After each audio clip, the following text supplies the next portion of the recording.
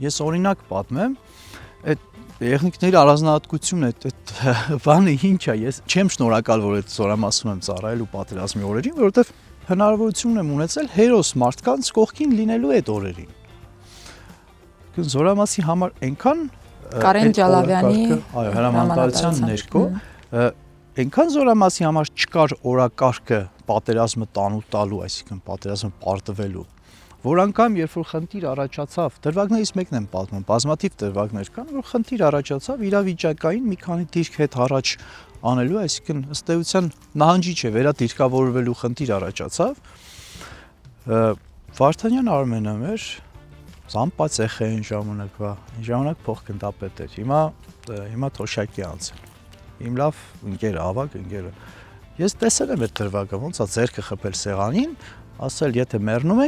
ենք այստեղ, զգում եք, դրանից հետո, ինքը արցախցի է, դրանից հետո ասել, որ Վարդանյան Արմենը չի կռվել, կամ մեկ այլ արցախցի, կամ մեկ այլ հայաստանցի, որ ծառայության մեջ է եղել ու